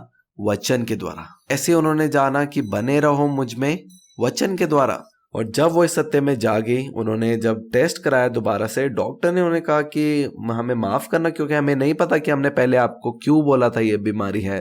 और उन्होंने कहा कि हमें लगता था कि हाँ, शायद वो लक्षण जो है वो सही है, लेकिन हमें नहीं मालूम कि वो कैसे गलत हो गए। ये कैसे मुमकिन हुआ? आप फर्क नहीं पड़ता जो संसार आपके विषय में क्या बोलता है, क्योंकि संसार आपको नहीं जानता, क्योंकि उसने उनसे भी नहीं जाना। जब यीशु मसीह संसार में चले वो मनुष्य के समान दिखते थे, लेकिन वो लोग जानते थे कि ये मनुष्य जात नहीं है। और यही सत्य मेरे और आपके लिए भी है कि हम रहते इस संसार में मनुष्य के बीच में हैं, पर हमारी उत्पत्ति अब स्वर्ग से है। मैं और आप अब नई सृष्टि हैं, स्वर्ग जात। आप लोग समझ रहे हैं, हर एक चीजों में वो अपने आप को अलग करते थे वचन के द्वारा। वो इस संसार में थे, पर वो इस संसार के नहीं थे। और यही है जो अलगताई है। मैं और आप इस संसार में कहीं पे भी हो सकते हैं, लेकिन हम संसार की रीति से नहीं चलते। पर मैं अपनी पहचान को उन सब जो संसार से हैं अलग कर कर चलता हूं। मेरा और आपका जो स्वभाव है अब वो बदल चुका है, वो स्वर्गीय स्वभाव हमारे अंदर है। आगे हम पढ़ेंगे और आगे लिखा है, यदि तुम मुझ में बने रहो और मेरा वचन तुम्हें बना रहे तो जो चाहे मांगो और वह तुम्हारे लिए हो जाएगा। मेरे पिता की महिमा इसी से होती है कि तुम बहुत सा फल लाओ, तभी तुम मेरे चेले ठहरोगे, मेरे पुत्र ठहरोगे। आप अपने आप को कैसे जो है संसार से अलग करेंगे? वो वचन के द्वारा, सत्य के द्वारा। वो पुराना नियम नहीं, वो नई वाचा के सत्य के वचन। हमने पिछले हफ्ते सीखा था कि कैसे हम उस पहलौटों की जो है कलीसिया हैं, मूसा की कलीसिया नहीं, पहलौटों की कलीसिया का अर्थ है जी उठे यीशु मसीह की कलीसिया। इसलिए हम यीशु मसीह के जी उठने का सुसमाचार सुनाते, क्योंकि वह है जो जी उठों में सबसे पहलौटा कहा गया। आगे हम पढ़ेंगे गलातियों की पत्री, उसका 5 अध्याय और 16 वचन से पढ़ेंगे। यहां पे लिखा है, पर मैं कहता हूं आत्मा के अनुसार चलो तो तुम शरीर की लालसा किसी रीति से पूरी ना करोगे, क्योंकि शरीर आत्मा के विरोध में और आत्मा शरीर के विरोध में लालसा करता है, और ये एक दूसरे के विरोधी हैं, इसलिए कि जो तुम करना चाहते हो वे ना करने पाओगे। और यदि तुम आत्मा के चलाए चलते हो तो व्यवस्था के अधीन ना रहे। शरीर के काम तो प्रकट है, अर्थात व्यभिचार, गंदे काम, लूचपन, मूर्ति पूजा, टोना, बैर, झगड़ा, ईर्ष्या, क्रोध, विरोध, फूट, विधर्म, ढा, मतवालापन, लीला क्रीड़ा और इनके जैसे और काम हैं। इनके विषय में तुमसे पहले कह देता हूं, जैसा पहले कहा भी चुका हूं, कि ऐसे ऐसे काम करने वाले परमेश्वर के राज्य में वारिस ना होंगे। यहाँ पे हमने वचन में पढ़ा कि इनके विषय में तुमसे पहले से कह देता हूं, जैसे पहले भी कह चुका, कि ऐसे ऐसे काम करने वाले परमेश्वर के राज्य के वारिस ना होंगे। इसका मतलब एक विरासत है जो परमेश्वर ने हमारे लिए रखी है। लेकिन मेरे और आपके लिए क्या लिखा है 22 वचन में, पर आत्मा का फल प्रेम, आनंद, शांति, धीरज, कृपा, भलाई, विश्वास, नम्रता और संयम है। ऐसे ऐसे कामों के विरुद्ध में कोई भी व्यवस्था नहीं। 24 वचन को ध्यान से पकड़ेंगे, और जो मसीह यीशु के हैं उन्होंने शरीर को उसकी लालसाओं और अभिलाषाओं समेत क्रूस पर चढ़ा दिया है। यदि हम आत्मा के द्वारा जीवित हैं तो आत्मा के अनुसार चले भी। हम घमंडी होकर ना एक दूसरे को छोड़े और ना एक दूसरे से डाह करें। यहाँ पे लिखा गया है कि जो हमारा शरीर में जो है पुराना मनुष्य तब है वो मसीह के साथ क्रूसित हो चुका है। जो भी इस संसार में हमारे शरीर की अभिलाषाएं थी, जो संसार की तरफ हमें खींचती थी, लिखा है वो सारी जो शरीर की बातें हैं वो मर चुकी हैं। और हो सकता है यीशु मसीह के आने से पहले कोई व्यक्ति जो है, हो सकता है वो शराब का मतवाला हो या अलग किसी बुरी आदतों में वो पड़ा हो, और वो उन पे जयवंत नहीं होता क्योंकि उनके पास पवित्र आत्मा नहीं है। लेकिन जिस क्षण में और आप यीशु मसीह पे विश्वास करते हैं, पवित्र आत्मा हमारे अंदर आता है और फिर हम वो सारी चीजों को अपने पांवों के नीचे देखते हैं, क्योंकि अब हम नहीं हैं जो उन लालसाओं से लड़ते हैं, लेकिन यीशु मसीह है जो मुझ में जीवित है और उन सब लालसाओं के ऊपर वो जयवंत से बढ़कर है। क्योंकि यहेजकेल में हमने पढ़ा कि मैं उन्हें एक नया मन दूंगा, वो नई इच्छा उनके अंदर उत्पन्न होगी और मैं उनके अंदर आकर वास करूंगा और अपना घर बनाऊंगा। और यही सबसे बड़ा सत्य जो है शैतान छुपाना चाहता है कि यीशु मसीह अब आपके अंदर जीवित है, उसने अपना घर आपके हृदय में बनाया है, कि अब यीशु मसीह में आप पिता की धार्मिकता है, सब कुछ आपके जीवन के बारे में अब बदल चुका है। और इसीलिए आप पापी की पहचान में चलते हैं और आप पाप में गिरते हैं बार बार। जितना अधिक आप धार्मिकता की सोच में आप जागेंगे, आप अपने आप से आपके अंदर वो इच्छा उत्पन्न होगी कि सब कुछ जो है आपके पिता के जैसे, पिता के समान बनना चाहेगा। क्योंकि मेरे और आपके अंदर का जो स्वभाव है वो स्वभाव बदल रहा है। आपको मालूम है, तितलियों को कहना नहीं पड़ता कि आप जाकर जो है फूलों के ऊपर बैठिए। मैं और आप अब मक्खी नहीं है, क्योंकि मक्खियां हैं जो गोबर के आसपास भिनभिनाती है और उस पे जाकर बैठती है। जिस क्षण मैं और आप यीशु मसीह में आए, मैं और आप नई सृष्टि बन गए। अब मैं और आप मक्खी नहीं, उसने हमें तितली बना दिया, एक नई जात। और जब आप इस सोच में जागेंगे तब तितली अपने आप जो है उस फूल पे जाके बैठेगी। और हो सकता है एक दिन कोई उस तितली के पास आए और कहे कि अरे आप तो मक्खी हो, और फिर वो शायद जाकर वो गोबर में बैठ जाए, क्योंकि कोई आया और उसके प्राणों में गड़बड़ी उत्पन्न करी। पर मैं और आप पता है क्या कर सकते हैं उनके लिए? जाकर उनको याद दिलाएं कि वो मक्खी नहीं है। अब किसी ने आपसे झूठ कहा कि आप मक्खी हैं और आप गोबर में बैठे हैं, आप तितली हैं, आप उड़ जाइए यहां से। मेरे प्रियो, आज भी आप यीशु मसीह में पिता की धार्मिकता हैं। उनको केवल आप याद दिलाएं उस सत्य के बारे में जो वो हैं, और वो सारी जो पहचाने जो उनकी नहीं है, जो संसार से है, वो सब उड़ के चली जाएगी। आगे पढ़ेंगे मत्ती का सुसमाचार 7 अध्याय 15 वचन। यहाँ पे लिखा है, झूठे भविष्यवक्ताओं से सावधान रहो, जो भेड़ों के भेष में तुम्हारे पास आते हैं, परंतु अंतर में वे फाड़ने वाले भेड़िए हैं। उनके फलों से तुम उन्हें पहचान लोगे। क्या लोग झाड़ियों से अंगूर या उटकाटारों से अंजीर तोड़ते हैं? इसी प्रकार हर एक अच्छा पेड़ अच्छा फल लाता है और निकम्मा पेड़ बुरा फल लाता है। अच्छा पेड़ बुरा फल नहीं ला सकता, और ना निकम्मा पेड़ अच्छा फल ला सकता है। जो पेड़ अच्छा फल नहीं लाता वह काटा और आग में डाला जाता है। इस प्रकार उनके फलों में से तुम उन्हें पहचान लोगे।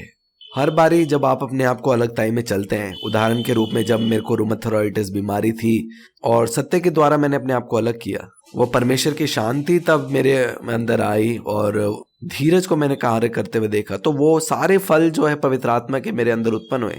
हर एक परीक्षा में जब आप अपने आप को पवित्र करते हैं, अलग करते हैं, आप जो है उन फलों को उत्पन्न करेंगे। कुछ के लिए वो आनंद हो सकता है या शांति। आपको मालूम है सृष्टि जो है कैसे जानती है कि कौन पुत्र है? कैसे हमने पढ़ा कि कैसे आप पेड़ को जान सकते हैं? उसके फलों के द्वारा।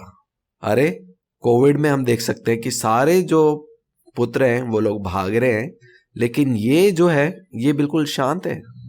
कैसे? और सृष्टि कैसे जानती है कि कौन असली पुत्र है? वो विरासत जो है वो कैसे आप प्राप्त करते हैं? आपके फलों के द्वारा। आगे हम पढ़ेंगे रोमियो की पत्री उसका 6 अध्याय और 8 वचन से हम इसको पढ़ेंगे धीरे धीरे। आप सब लोग जो हैं जाग रहे हैं अपनी आत्मिक पहचान में कि आप कौन हैं, और ये वचन जीवित है और फल उत्पन्न कर रहा है आपके जीवन में। यहाँ पे लिखा है, तो हम क्या कहें? क्या हम पाप करते रहें कि अनुग्रह बहुत हो? कदापि नहीं। हम जब पाप के लिए मर गए तो फिर आगे को उसमें कैसे जीवन बिताएं? क्या तुम नहीं जानते कि हम सब जिन्होंने मसीह यीशु का बपतिस्मा लिया उसकी मृत्यु का बपतिस्मा लिया, अतः उस मृत्यु का बपतिस्मा पाने से हम उसके साथ गाड़े गए, ताकि जैसे मसीह पिता की महिमा के द्वारा मरे हुओं में से जिलाया गया, वैसे ही हम भी नई जीवन किसी चाल चले। आपको मालूम है आदम ने पाप किया और वो पाप लहू से उसकी सारी संतानों में आ गया, और मनुष्य ने जितनी भी कोशिश करी अच्छे काम करने की, वो अच्छे काम नहीं कर पाया, क्योंकि जो पाप या बुरा स्वभाव था वो कहीं बाहर नहीं लेकिन उसके लहू में था। हम जब बाइबल में भी पढ़ते हैं उत्पत्ति में केन और हाबिल के बारे में, आपको पता है केन है जिसने अपने भाई हाबिल की हत्या की, और परमेश्वर ने केन से कहा कि तेरे भाई हाबिल का लहू बदले के लिए पुकार रहा है भूमि से। और हमने पिछले हफ्ते सीखा कि क्या यीशु मसीह का लहू किस चीज के लिए पुकार रहा है? आज वो उद्धार के विषय में पुकार रहा है। और पाप जो है संसार में आया और उसके द्वारा मृत्यु इस संसार में आ गई, और फिर यीशु मसीह संसार में आए मेरे लिए, आपके लिए। वो बिल्कुल सही रीति में चला, क्योंकि मैं और आप कभी भी उस सही रीति में शरीर में नहीं चल सकते थे, क्योंकि उन्होंने हमें उस चक्र से बाहर निकाल दिया जो कर्म का था, जिसमें आप सही करोगे आपको सही मिलेगा, बुरा करोगे बुरा मिलेगा। उस भले बुरे के ज्ञान के वृक्ष से, मृत्यु के क्षेत्र से हमें छुड़ा दिया, और इसीलिए अब उसकी धार्मिकता है जिसमें हम विश्राम करते हैं। और शायद लोगों को ऐसा लग सकता है कि तो शायद अब हम पाप करते रह सकते हैं, और यहीं पे अगर आप क्रूस को एक चिन्ह के तरह या अपनी पहचान की तरह नहीं देखते तो आप इस सत्य से रह जाएंगे। क्या आप जानते हैं कि जब यीशु मसीह क्रूस पे गया तो मैं और आप उसके साथ क्रूस पे गए? जब यीशु मसीह मरे, मैं और आप उसके साथ मरे। और जब यीशु मसीह जी उठे, मैं और आप उसके साथ जी उठे। हमारी जो इच्छाएं भी थी, फिर उसके बाद सब कुछ बदल गई। आपको मालूम है, बहुत से पुत्र जब वो राज्य में आए, वो उससे पहले हो सकता है कि बहुत ज्यादा शराब पीते थे या उसके मत वाले थे, लेकिन जिस समय उन्होंने यीशु मसीह को ग्रहण किया, उसके बाद से उनकी इच्छाएं बदल गई। क्योंकि मैंने केवल एक सत्य बताया कि एक पुत्र के रूप में आपने उनके लहू के द्वारा नया जन्म पाया है, और अब वो हर चीजें जो पहले हमारे ऊपर प्रभुता करती थी, वो अब हमारे पैरों के नीचे है, क्योंकि मैं और आप यीशु मसीह के साथ मर चुके हैं।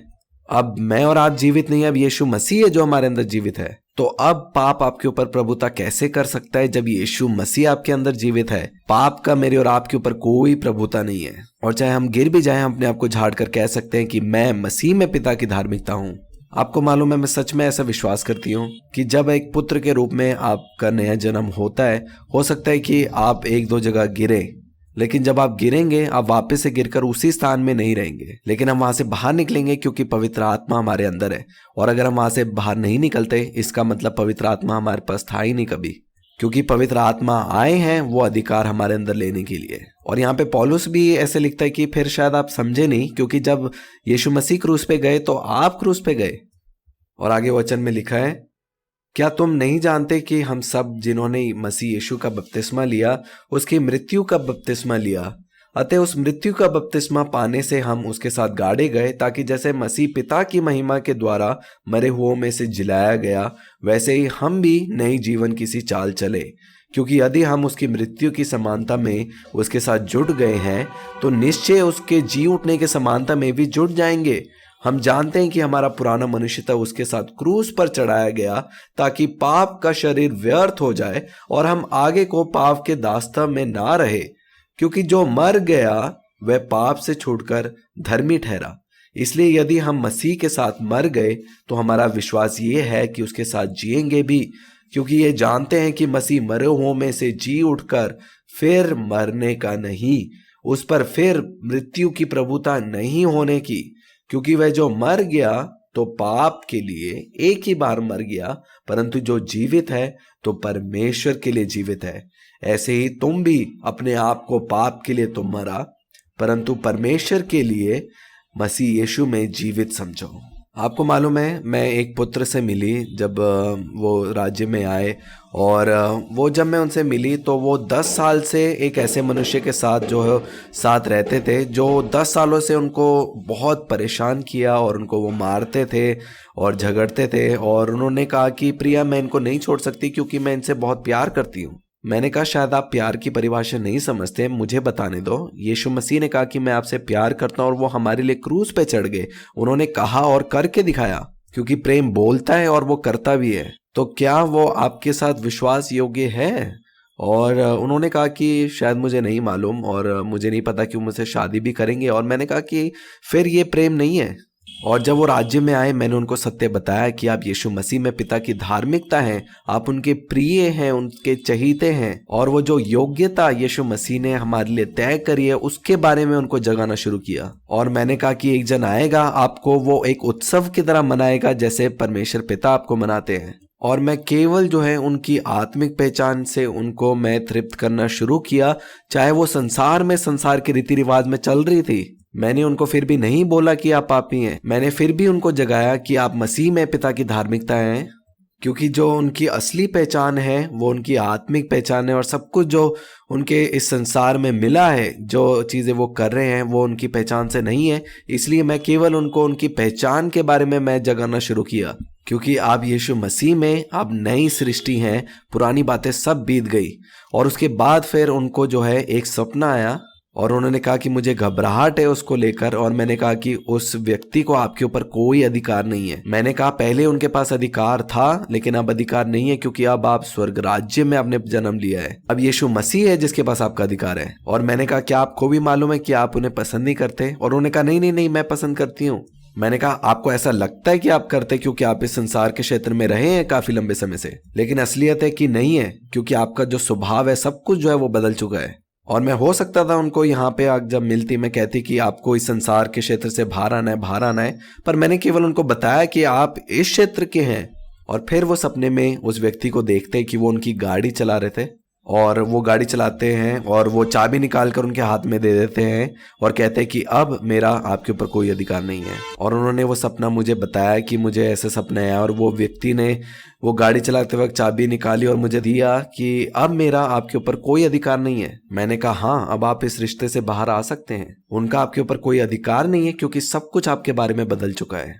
आपको मालूम है, जब आप स्विमिंग पूल में हैं, आपको पता है जब हम बाहर भी आते हैं तब भी हमें ऐसा लगता है कि हम उसी के अंदर हैं। आपको मालूम है कई बार हम इतने लंबे समय तक हम झूठ को सच मानकर चलते हैं कि जब उसे बाहर भी आते हैं हमें वो झूठ ही सत्य लगता है। लेकिन सत्य यही है कि सब कुछ बदल चुका है। वचन में लिखा है कि मैंने तुम्हें अंधकार के क्षेत्र से निकालकर तुम्हें ज्योति के क्षेत्र में प्रवेश कराया। आज वो जो लड़की है वो एक बहुत ही अच्छे व्यक्ति से शादीशुदा है और वो भी एक पुत्र है। परमेश्वर ने ऐसे व्यक्ति को उनके जीवन में लाए जो उन्हें एक उत्सव की तरह मनाते हैं। आपको मालूम है कैसे वो एक क्षेत्र से दूसरे क्षेत्र में आए? सिर्फ उनको पवित्र किया सत्य वचन के द्वारा। और चाहे जब वो संसार में भी थे, मैंने उनको कोई संसार की पहचान नहीं दी, तब भी मैंने उन्हें एक ही पहचान दी जो उनकी असली पहचान थी कि आप इस संसार में हैं पर आप इस संसार के नहीं हैं। और सत्य के द्वारा मैं उन्हें अलगताई में, उस पवित्रताई में मैंने उन्हें जगाया। और जरूरी नहीं है एक अनुभव के साथ आप जी रहे हैं वो सत्य है अगर वो वचन के साथ मेल नहीं खा रहा। आपको मालूम है जब बिलवड की शुरुआत हुई, परमेश्वर ने मुझे कहा कि लोग आएंगे अपने अनुभव को लेकर और अगर उनके अनुभव वचन के साथ मेल ना खाए तो उनको ना ग्रहण करना। तो लोग आए, उन्होंने कहा मेरे जीवन में ऐसा हुआ वैसा हुआ, इसलिए परमेश्वर का वचन सत्य नहीं है। और मैं अपने अनुभव भी ग्रहण नहीं करती जो वचन के साथ मेल नहीं खाते। आपको मालूम है मैं 8 साल तक बीमार थी इससे पहले, जब मैं प्रकाशन में जागी कि मेरे स्वभाव में बीमारी नहीं है। लेकिन जब मैंने सत्य को पकड़ा और उस सत्य के वचन में, उस पहचान में बनी रही, तो मेरे अनुभव भी बदल गए। इसलिए आज मैं यहाँ पे खड़े होकर आपको अपनी बीमारी के अनुभव के बारे में नहीं बताती, लेकिन उन वचन के बारे में जिसे मैंने पकड़ा रहा और उसको पकड़ने के बाद जो मेरे अनुभव भी बदल गए, उनके विषय में बताती हूँ।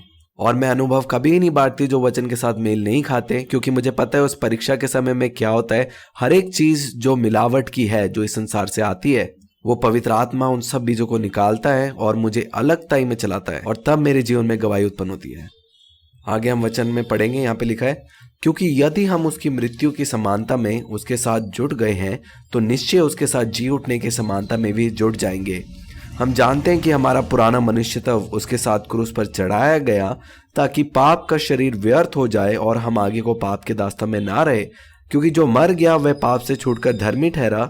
इसलिए यदि हम मसीह के साथ मर गए तो हमारा विश्वास ये है कि हम उसके साथ जिएंगे भी, क्योंकि ये जानते हैं कि मसीह मरे हुओं में से जी उठकर फिर मरने का नहीं, उस पर फिर मृत्यु की प्रभुता नहीं होने की।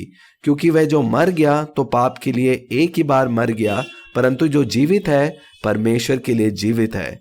ऐसे ही तुम भी अपने आप को, पाप के लिए तो मरा, मैं और आप अपने आप को पाप के लिए मरा, मृत्यु के लिए, श्रापों के लिए मरा, परंतु परमेश्वर के लिए मसीह में जीवित समझो। और आगे वचन में लिखा है 12 वचन में, इसलिए पाप तुम्हारे नाशवार शरीर में राज्य ना करे कि तुम उसकी लालसाओं के अधीन रहो। जो भी शरीर की, संसार की लालसाएं हैं उनके लिए अब हम जीवित नहीं हैं, अब यीशु मसीह है जो मेरे और आपके अंदर जीवित है। और आगे लिखा है, और ना अपने अंगों को अधर्म के हथियार होने के लिए पाप को सौंपो, पर अपने आप को मरे हुओं में से जी उठा हुआ जानकर परमेश्वर को सौंपो, और अपने अंगों को धार्मिकता के हथियार होने के लिए परमेश्वर को सौंपो। तब तुम पर पाप की प्रभुता ना होगी, क्योंकि तुम व्यवस्था के अधीन नहीं वरन अनुग्रह ही के अधीन हो। इसको मैं दोबारा पढ़ूंगी, यहाँ पे लिखा है, तब तुम पर पाप की प्रभुता ना होगी, क्योंकि तुम व्यवस्था के अधीन नहीं वरन अनुग्रह के अधीन हो। आपको मालूम है जो एक दोषी हृदय है वो हमें परमेश्वर पिता से दूर करता है। जब हम इस सत्य में जागते हैं कि हमारे भूतकाल के, आज के और वर्तमान के पाप सारे साफ कर देगी है, तभी हमें साहस होता है परमेश्वर पिता के पास जाने का। वो जो प्रेम में स्वतंत्रता हमें प्राप्त हुई है कि मैंने नहीं, उसने मुझे पकड़ा हुआ है, तब मैं पानी के ऊपर भी चलना सीखता हूँ। आपको मालूम है अगर हम सर्कस में भी देखें, जब वहाँ के जो लोग हैं जब वो अभ्यास कर रहे होते हैं रस्सी में चलना, हमेशा देखना उस अभ्यास के समय में क्या नीचे कोई जाली या पकड़ने के लिए कोई चीज लगी होती है। हाँ, वो लगी होती है। क्यों? क्योंकि वो अभ्यास है। ताकि अगर आप गिर भी गए तो वापस से आप खड़े होकर उस रस्सी में चलना सीख सकते हैं। और यही एक धार्मिकता की रस्सी है जो हमें संभाल के रखी हुई है, जहाँ पे पवित्र आत्मा हमें सिखाते हैं कि एक पुत्र के रूप में कैसे हमें चलना है। और यही है जो हमारी ताड़ना और परीक्षा है कि जब हम नीचे गिरते हैं, वो अनुग्रह है जो हमें पकड़े हुए है। ऐसा नहीं है कि वो हमें रस्सी पर चलना सिखा रहे हैं और हमारे नीचे उन्होंने कोई नेट या फिर बचने के लिए नहीं लगाया। वो प्रेम में पिता है जो हमें चलना सिखाते हैं। आगे हम पढ़ेंगे, इसका 15 वचन पढ़ेंगे। यहाँ पे लिखा है, तो क्या हुआ, क्या हम इसलिए पाप करें कि हम व्यवस्था के अधीन नहीं वरन अनुग्रह के अधीन हैं? कदापि नहीं। क्या तुम नहीं जानते कि जिसकी आज्ञा मानने के लिए तुम अपने आप को दास के समान सौंप देते हो, उसी के दास हो। चाहे पाप के जिसका अंत मृत्यु है, चाहे आज्ञाकारिता के जिसका अंत धार्मिकता है। परंतु परमेश्वर का धन्यवाद हो कि तुम जो पाप के दास थे, अब मन से उस उपदेश के मानने वाले हो गए जिसके साचे में ढाल गए हो, और पाप से छुड़ाए जाकर धार्मिकता के दास हो गए हो। आपको मालूम है, हम उत्पत्ति की पुस्तक में पढ़ते हैं आदम के जीवन में कि सबसे पहले, कुछ भी करने से पहले उसने सबसे पहले झूठ पे विश्वास किया। इसीलिए कि उसने झूठ पे विश्वास किया, तभी उसने वो झूठ का कार्य भी किया। इसलिए पहला आया यकीन करना झूठ के ऊपर। वहां पे 2 आवाजें थी। परमेश्वर पिता ने कहा कि तू किसी भी वृक्ष का फल खा सकता है, लेकिन जो भले बुरे के ज्ञान का वृक्ष का फल इसे ना खाना। शैतान की आवाज क्या कह रही थी? उस भले बुरे के ज्ञान के वृक्ष के फल को ही खाना। और आदम ने किसकी आवाज सुनी, किसकी आज्ञा को माना और उसका दास बन गया? वो शैतान की आवाज को उसने सुना, उसकी आज्ञा को माना और फिर जो है कार्य आया। इसीलिए पहले कहते कि सबसे पहले विश्वास है, विश्वास करे सही पे, उसके बाद अपने आप चलना भी जो है वो आ जाएगा।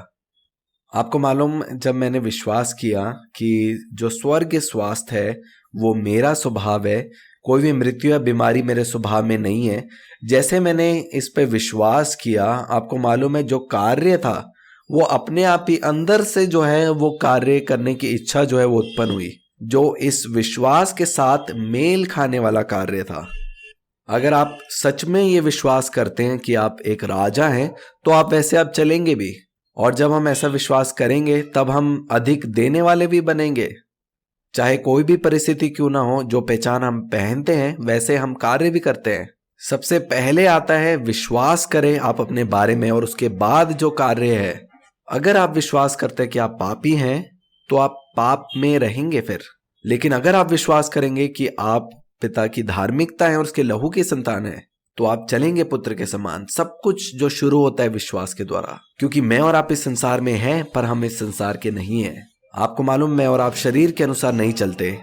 कई बारी सच है कि मैं गुस्सा करती हूँ और गुस्सा जो है वो आ जाता है, लेकिन मैं कभी भी ये नहीं बोलने देती कि मैं जो हूँ एक गुस्से करने वाली जन हूँ। मैं तब भी कहती हूँ कि वो जो संयमता है परमेश्वर की, वो मेरे पास है, क्योंकि मैं उसके लहू की संतान हूं। इस वाक्य का क्या अर्थ है कि मैं अब आदम से नहीं हूं, अब मेरा नया जन्म हुआ है वो यीशु मसीह के द्वारा है। ये सत्य इतना जरूरी है कि जितना इस पे आप विश्राम करेंगे, सारी बीमारी आपके शरीर को छोड़ के चली जाएगी। हम वचन में पढ़ते हैं कि जो शरीर है वो पाप के द्वारा मरा हुआ है, लेकिन आत्मा जो है धार्मिकता के द्वारा वो जीवित है। वो आत्मा है धार्मिकता की, और जब वो धार्मिकता का आत्मा हमारे शरीर में आता है, वही है जो हमारे मरणहार देह को भी जीवन प्रदान करता है। जितना अधिक हम धार्मिकता के विवेक में जागेंगे, उतना ही अधिक वो स्वर्गीय स्वास्थ्य हमारे शरीर में जो है प्रकट होगा। और फिर आप एक दिन उठेंगे और देखेंगे वो सारी जो बीमारी है आपके शरीर को छोड़ के जा चुकी है। आगे हम वचन को पढ़ेंगे, इसका 16 वचन से हम पढ़ेंगे दोबारा। यहाँ पे लिखा है, क्या तुम नहीं जानते कि जिसकी आज्ञा मानने के लिए तुम अपने आप को दास के समान सौंप देते हो, उसी के दास हो। चाहे पाप के जिसका अंत मृत्यु है, चाहे आज्ञाकारिता के जिसका अंत धार्मिकता है। परंतु परमेश्वर का धन्यवाद हो कि तुम जो पाप के दास थे, अब मन से उस उपदेश के मानने वाले हो गए जिसके साचे में ढाले गए थे, और पाप से छुड़ाए जाकर धार्मिकता के दास हो गए। मैं तुम्हारी शारीरिक दुर्बलता के कारण मनुष्य की रीति पर कहता हूं जैसे तुमने अपने अंगों को कुकर्म के लिए अशुद्धता और कुकर्म के दास करके सौंपा था, वैसे ही अब अपने अंगों को पवित्रता के लिए धार्मिकता के दास करके सौंप दो।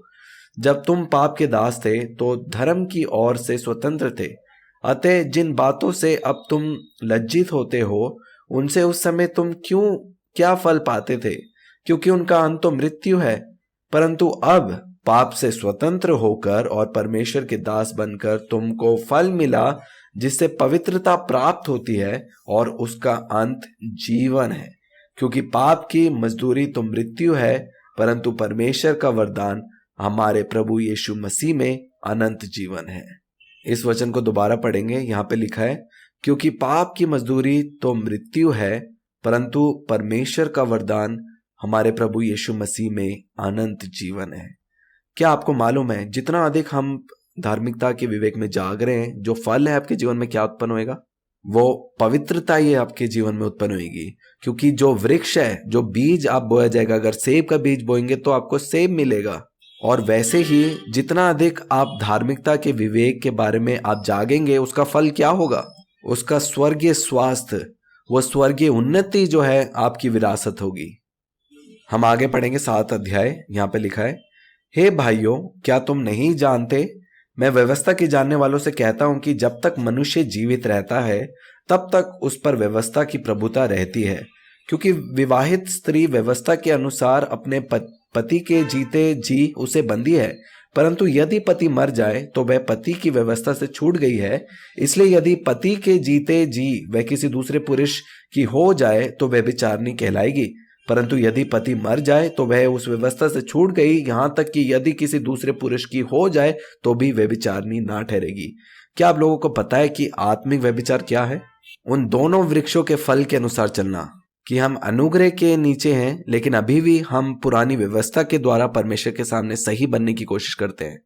आपको मालूम है, एक समय था, जो भी पास्टर मेरे साथ थे उन्होंने मुझे बहुत उत्साहित किया मेरे जीवन के मोड़ में। लेकिन जब मुझे मालूम हुआ कि ये पूरा किए हुए कार्य को नहीं सिखा रहे, तो मैं उन कलीसियाओं से मैं बाहर आई। सिर्फ इसीलिए कि जब मैं किसी सत्य में जागी और कोई उस सत्य के विपरीत बता रहा था, मैं उसकी से भागी नहीं होना चाहती थी। और उसके 7 साल तक जो है मैं छोटी छोटी कलीसिया से जुड़ी रही, जहाँ पे मैं अनुग्रह और धार्मिकता के विवेक के प्रकाशनों में और अधिक मजबूत हो गई। और मैं जानती हूँ कि ये बिलवर्ड की स्थापना का एक नींव थी। लेकिन इसीलिए था कि मैं आत्मिक व्यभिचार नहीं करना चाहती थी, क्योंकि मैं जानती थी पूरा किया हुआ कार्य, लेकिन फिर भी मैं पुरानी व्यवस्था के साथ में जुड़ती थी। आगे हम पढ़ेंगे, यहाँ पे वचन में लिखा है, इसलिए यदि पति के जीते जी वह किसी दूसरे पुरुष की हो जाए तो वह व्यभिचारिणी कहलाएगी। परंतु यदि पति मर जाए तो वह उस व्यवस्था से छूट गई, यहाँ तक कि यदि किसी दूसरे पुरुष की हो जाए तो भी व्यभिचारिणी ना ठहरेगी। 4 वचन, वैसे ही मेरे भाइयों, तुम भी मसीह की देह के द्वारा व्यवस्था के लिए मरे हुए बन गए कि उस दूसरे के हो जाओ जो मरे हुए में से जी उठा, ताकि हम परमेश्वर के लिए फल लाए। क्योंकि जब हम शारीरिक थे तो पापों की अभिलाषाओं या जो व्यवस्था के द्वारा थी, मृत्यु का फल उत्पन्न करने के लिए हमारे अंगों में काम करती थी। परंतु जिसके बंधन में हम थे उसके लिए मरकर अब व्यवस्था से ऐसे छूट गए कि लेख की पुरानी रीति पर नहीं वरन आत्मा की नई रीति पर सेवा करते हैं। आपको मालूम है, आप हमेशा अपने आप को उस जी उठे यीशु मसीह के साथ, पुनरुत्थान यीशु मसीह के साथ हमेशा एक देखें। और हर एक वचन जो हम पढ़ रहे हैं यहाँ पे, उन हर एक वचन में सत्य है और उस सत्य में सामर्थ्य है आपके जीवन को बदलने के लिए।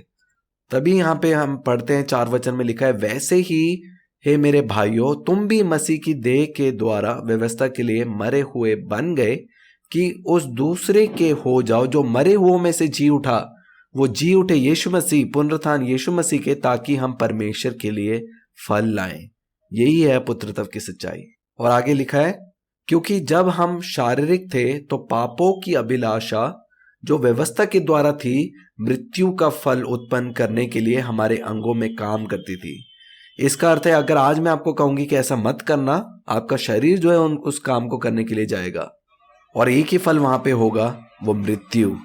लेकिन आगे लिखा है 6 वचन में, परंतु जिसके बंधन में हम थे उसके लिए मरकर अब व्यवस्था से ऐसे छूट गए हैं। आपको मालूम है, मैं संसार में थी, मैं एक बंधन में थी, और जब सत्य जो मेरे पास पहुंचा, जिसमें लिखा है कि सत्य को जानो, सत्य तुम्हें आजाद करेगा, उस सत्य के द्वारा मैंने उस स्वतंत्रता को प्राप्त किया। और आगे वचन में लिखा है कि लेख की पुरानी बात, परंतु जिसके बंधन में हम थे उसके लिए मरकर अब व्यवस्था से ऐसे छूट गए कि लेख की पुरानी रीति पर नहीं वरन आत्मा की नई रीति पर सेवा करते हैं।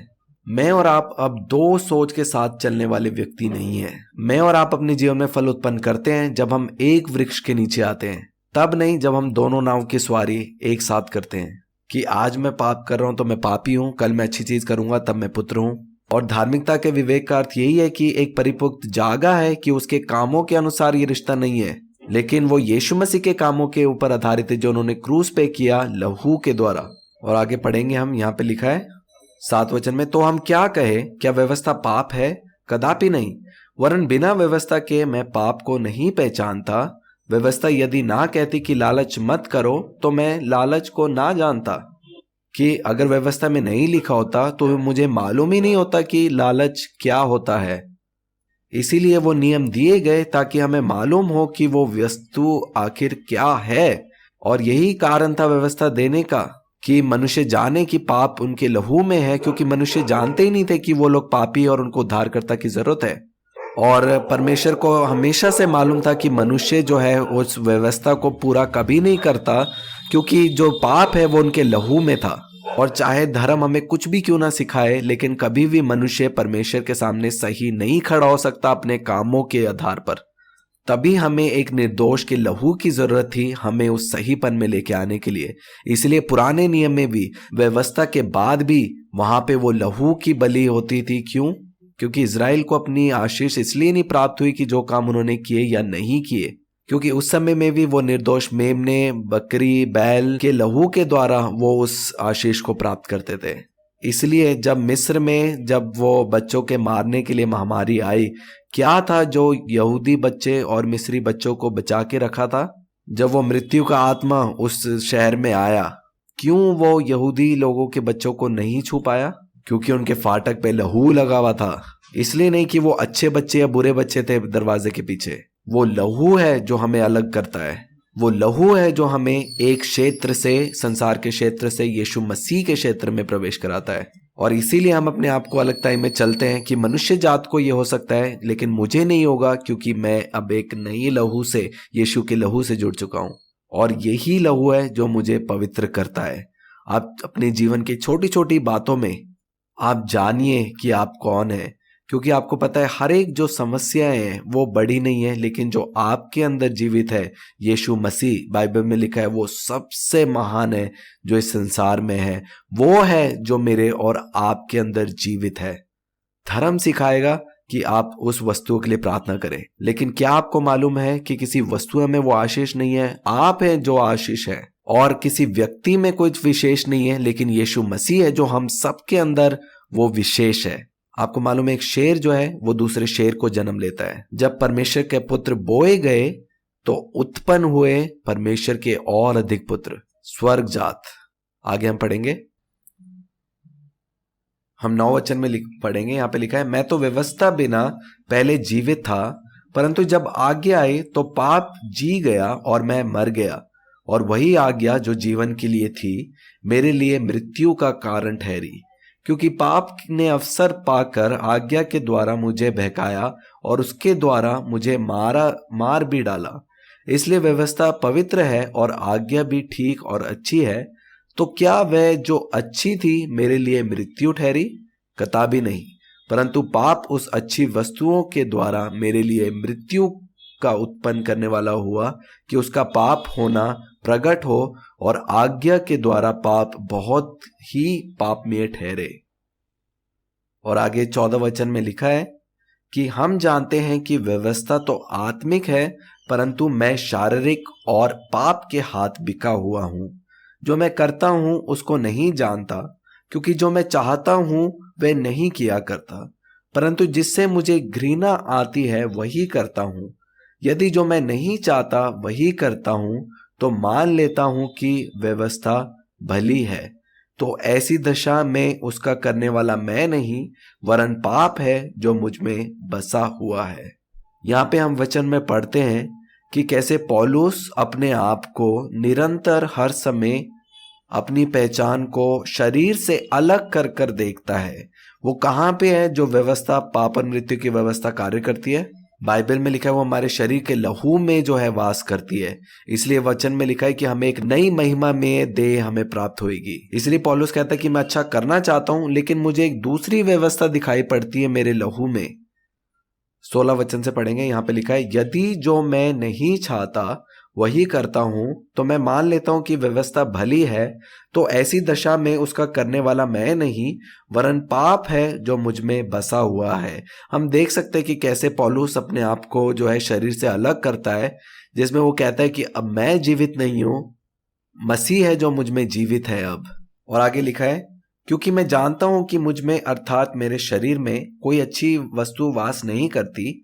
इच्छा तो मुझ में है, परंतु भले काम मुझसे बन नहीं पड़ते।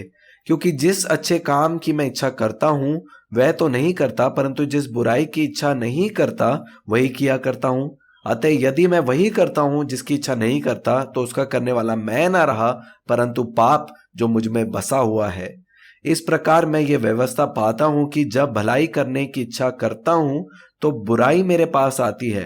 क्योंकि मैं भीतरी मनुष्यत्व से तो परमेश्वर की व्यवस्था से बहुत प्रसन्न रहता हूं, परंतु मुझे अपने अंगों में दूसरे प्रकार की व्यवस्था दिखाई पड़ती है, जो मेरी बुद्धि की व्यवस्था से लड़ती है और मुझे पाप की व्यवस्था के बंधन में डालती है जो मेरे अंगों में है। इसीलिए यीशु मसीह शरीर में क्रूस पे गए और उन्होंने कोड़े खाए, मेरे और आपके लिए, वो कीमत चुकाने के लिए। क्योंकि ये शरीर कभी भी परमेश्वर पिता के सामने सही नहीं बन सकता। इसलिए हम ऐसा चर्च कल्चर देखते हैं जहां पे लोग जो है शरीर में पवित्र बनना चाहते हैं, वो नहीं कर सकते क्योंकि पाप जो है हमारे अंगों में है। इसलिए धार्मिकता जो है वो एक वरदान है, एक तोहफा है जो हम विश्वास से ग्रहण करते हैं।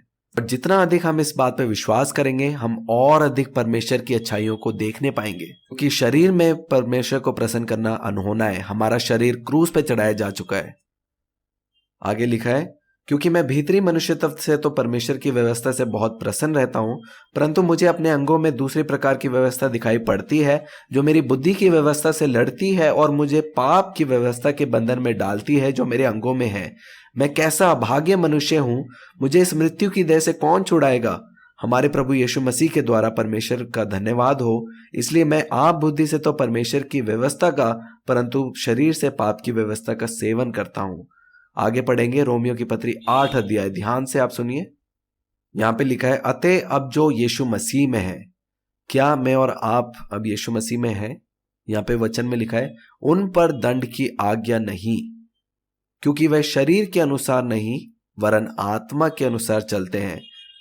क्योंकि जीवन की आत्मा की व्यवस्था ने मसीह यीशु में मुझे पाप की और मृत्यु की व्यवस्था से स्वतंत्र कर दिया। संसार में जो है पाप और मृत्यु की व्यवस्था थी, लेकिन वो जीवन की व्यवस्था ने मुझे स्वतंत्र कर दिया। और आगे लिखा है, क्योंकि जो काम व्यवस्था शरीर के कारण दुर्बल होकर ना कर सकी, उसको परमेश्वर ने किया, अर्थात अपने ही पुत्र को पाप में शरीर की समानता में और पाप बलि होने के लिए भेजकर शरीर में पाप पर दंड की आज्ञा दी, इसलिए कि व्यवस्था की विधि हम में जो शरीर के अनुसार नहीं वरन आत्मा के अनुसार चलती है पूरी की जाए। क्योंकि शारीरिक व्यक्ति शरीर की बातों पर मन लगाते हैं, परंतु आध्यात्मिक आत्मा की बातों पर मन लगाते हैं। क्यों यीशु मसीह देह लेकर इस संसार में आए? परमेश्वर पिता ने मेरे और आपके सारे पापों का जो दंड है, हर एक जो शरीर में पाप है, चाहे वो क्रोध करना हो, गुस्सा करना हो, हर एक जो पाप जो शरीर में है, पिता कहते हैं कि वो सारे जो पाप हैं उनकी जो दंड की आज्ञा है वो यीशु मसीह के देह के द्वारा वो चुका दी गई है। इसीलिए मैं और आप अब स्वतंत्र हैं। इसीलिए वचन अब कहता है कि हम शरीर के अनुसार नहीं चलते जैसे लोग चले शरीर में पवित्रता हासिल करने के लिए, लेकिन ये एक आत्मिक सत्य है कि अब आप पे दोष लगाने वाली आत्मा प्रभुता नहीं करती, लेकिन मैं और आप अब जीवन में प्रवेश कर चुके हैं। आगे पढ़ेंगे 4 वचन में लिखा है, इसलिए कि व्यवस्था की विधि हमें जो शरीर के अनुसार नहीं वरन आत्मा के अनुसार चलते हैं पूरी की जाए। क्योंकि शारीरिक व्यक्ति शरीर की बातों पर मन लगाते हैं, परंतु आध्यात्मिक आत्मा की बातों पर मन लगाते हैं। इसका अर्थ है अगर कोई व्यक्ति है वो कोशिश कर रहा है कि शरीर में सही होने के लिए परमेश्वर के सामने और शरीर के कामों के अनुसार वो धार्मिकता प्राप्त करना चाहता है, तो बाइबल कहती है कि शरीर के अंग में कुछ भी अच्छाई नहीं है, क्योंकि जो शरीर में जो पाप है उसका जो फल है वो मृत्यु है। और जो लोग आत्मा की बातों में ध्यान लगाते हैं कि जो कार्य आत्मिक क्षेत्र में यीशु मसीह ने मेरे और आपके लिए किए हैं, उस आत्मिक सत्यों से वो प्रतिदिन भरते जाते हैं कि अब मैं पापी नहीं हूं, लेकिन यीशु मसीह में मैं पिता की धार्मिकता हूं। मैं अपने शरीर को अनुमति नहीं देती ये बताने के लिए कि मैं कौन हूं। मैं एक मन एक सोच के साथ चलने वाली व्यक्ति हूं। और यहाँ पे वचन में लिखा है कि शरीर पर मन लगाना तो मृत्यु है, परंतु आत्मा पर मन लगाना जीवन और शांति है। मैं इस क्षेत्र में जब रहती हूं, मैं अपने शरीर को भी पहचान नहीं देने देती कि मैं कौन हूं। मुझे मेरी पहचान मिलती है उस वचन से जो पिता मेरे विषय में कहते हैं, क्योंकि वही सत्य है और बाकी सब भ्रम है। और आगे लिखा है क्योंकि शरीर पर मन लगाना तो परमेश्वर से बैर रखना है, क्योंकि ना तो परमेश्वर की व्यवस्था के अधीन है और ना हो सकता है, और जो शारीरिक दशा में है वह परमेश्वर को प्रसन्न नहीं कर सकते।